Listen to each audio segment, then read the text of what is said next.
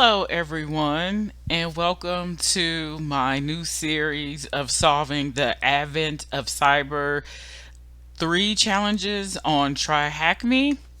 So, this is the third year of the Advent of Cyber through Try Hack Me. I love Try Hack Me, I love their challenges, I do them all the time.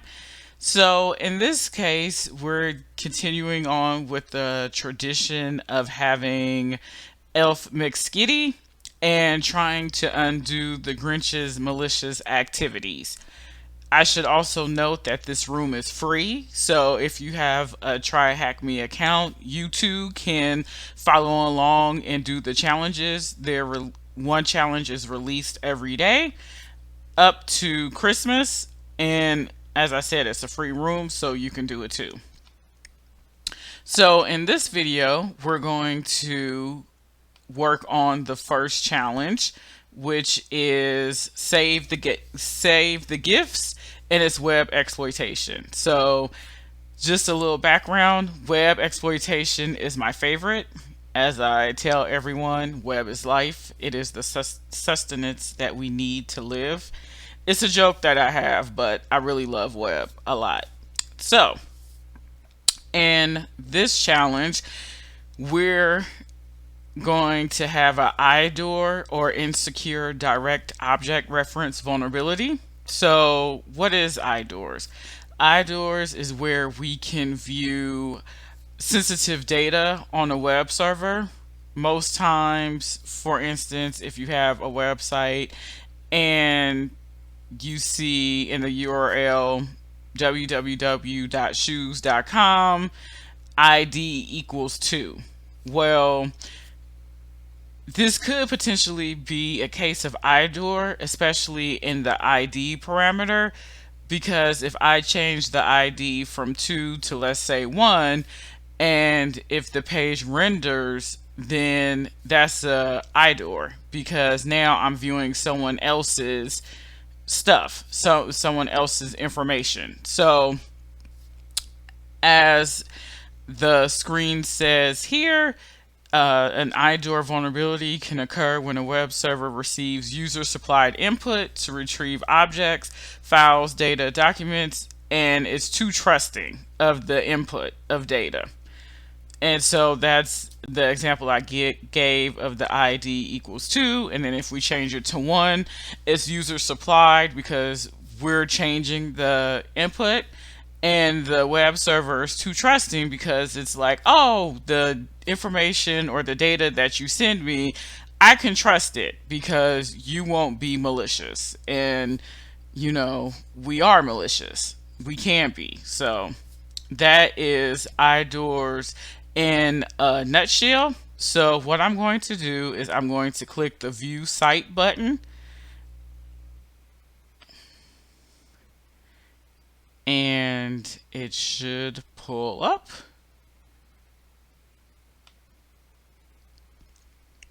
Now, we have the inventory management system used to create the gifts have been tampered with to frustrate the elves.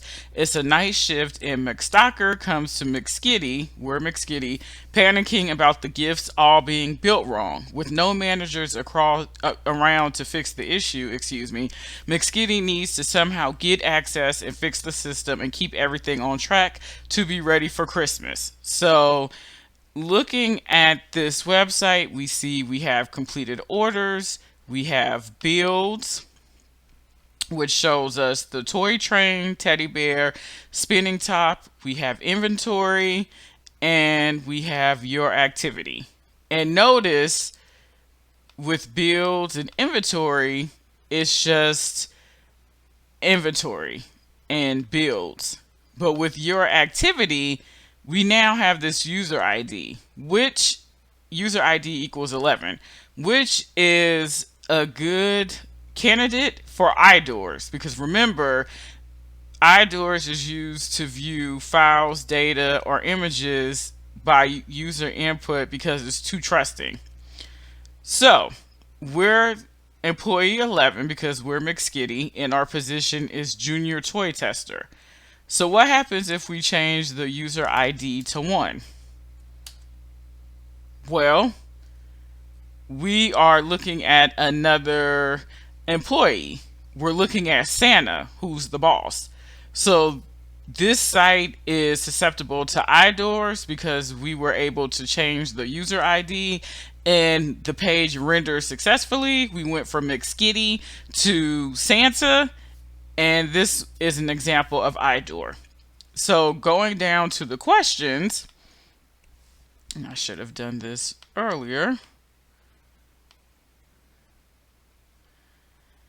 After finding Santa's account, what is their position in the company? So we did that, so they are the boss. Oh, I forgot the exclamation point. The boss. All right. After finding Ms. Stocker's account, what is their position in the company? So let's try user ID equals 5, user not found, 2, not found, 3. User ID equals 3. We have found McStocker, and they are a build manager. After finding the account responsible for tampering, what is their position in the company? So we're going to go 4, 5, 6, 7, 8, 9. So we found the Grinch. So the Grinch is the one who is messing up everything. So their position is mischief manager. Okay, what is the flag when McSkitty fixes the inventory management system? So now, as you can see, let's go back to Santa. You see with Santa, his position is the boss. And if we go to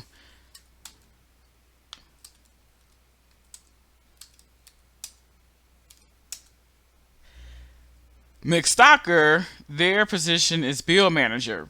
But if we go back to the Grinch, we see we have these reverts, right? And that's because the Grinch is trying to mess up Christmas.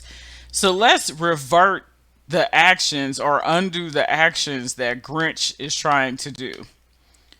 So by doing that, we get the flag of try hack me AOC IDOR 2B34BHI3. So we're going to copy that and we're going to paste.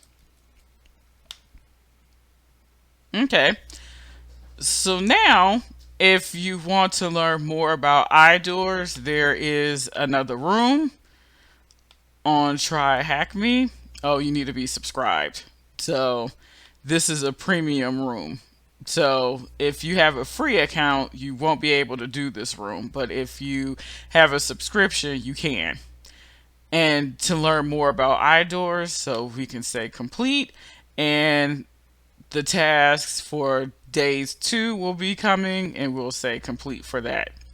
So we have solved day 1's challenge, and again with IDORs. So I want to mention a little bit of the verbiage here of IDORs in the wild, because since this is a vulnerability, IDORs are very popular in bug bounties and things of that nature. So when you see a product, user, or service identifier in the URL, which we saw with user ID equals 9,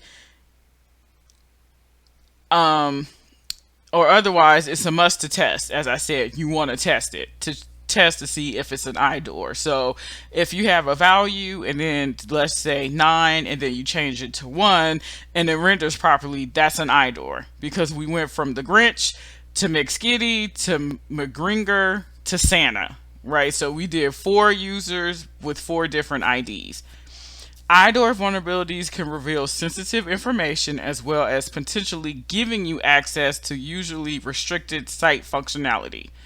For security researchers, IDOR vulnerabilities can be impactful, and reporting them can yield a good bug bounty. See this article where an IDOR vulnerability report to PayPal had a $10,500 payout. right? So depending on how severe, meaning how sensitive the data is, the bigger the payout you will receive if it's a bug bounty. So I hope you learned a lot in this video with me explaining IDORs and also having examples inside of Advent of Cyber. And I can't wait to see you in the next video to go over day 2. And I hope you have a good day or night. Bye.